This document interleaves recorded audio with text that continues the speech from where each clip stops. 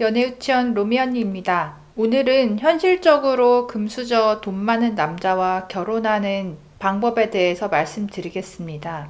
6가지 케이스를 말씀드릴 건데요. 일단 핵심은요, 등가 교환입니다. 무언가를 갖고 싶으면 그 가치만큼 다른 무언가를 희생해야 한다는 거죠. 제가 다른데 연애 강의를 보니까 가치남을 유혹하는 방법, 이런 것도 있더라고요. 가치남이라는 게 다 갖춰진 괜찮은 상위권 남자라는 거죠. 그래서 여자 너의 특성을 가치 있게 포장해라, 이런 멘트가 있던데, 집안이 평범한 여자가 자기 가치를 잘 포장하면 괜찮은 남자가 속아주나요? 서로 20대 때에는 어느 정도 먹힐 수 있을 건데요. 나보다 객관적으로 가진 게 많은 남자를 만나려면요, 가치의 포장이 아니라 가치의 등가 교환을 해야 가능합니다. 이제부터는 다소 평범한 여자가 금수저 부자 남자와 차이나는 결혼하는 현실적인 케이스를 말씀드릴게요. 남자가 지병이 있는 경우에 상승혼이 가능합니다. 가족력이라는 게 무섭잖아요.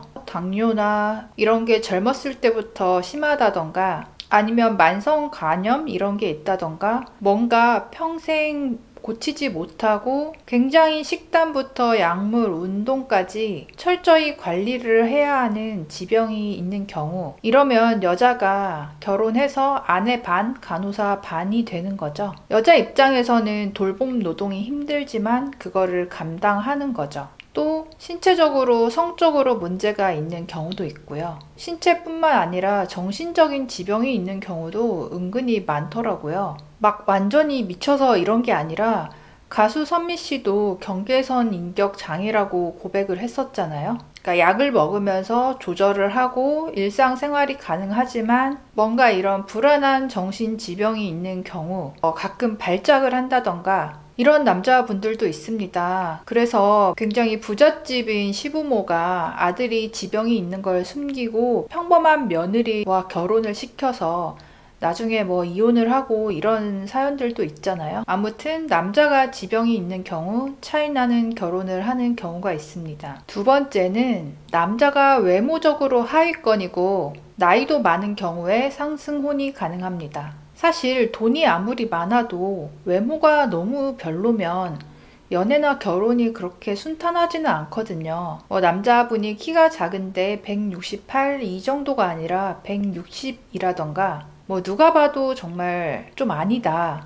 그리고 나이도 많다, 이런 남자인데 여자 쪽은 평범하지만 외모가 좋다, 이러면 또 어느 정도 매칭이 됩니다. 근데 처음에 말씀드린 지병은요, 내가 굳이 주변 사람들한테 얘기하지 않으면 모르잖아요. 그런데 외모의 단점은 다른 사람들 앞에서 숨길 수가 없기 때문에 여자 입장에서는 주변 친구들이나 지인들이 내 남편을 봤을 때 좀 부끄럽거나 수군거리는 그런 것까지 감내를 해야 되는 거죠. 여자가 진짜 그 못생긴 남자의 어떤 자상함이나 인격에 반했다고 해도요, 이게 남들이 봤을 때는 돈에 팔려가냐, 이럴 수 있잖아요. 그리고 이세의 외모도 복불복일 수 있죠. 이런 부분을 확실히 감당해야 합니다. 세 번째는요, 남자 집안이 돈만 많고 머리가 나쁜 경우에 상승혼이 가능합니다. 사실 금수저도 종류가 다양하죠. 그 부모님이 굉장히 엘리트거나 잘 나가는 고위 공무원이거나 이런 집이 아니라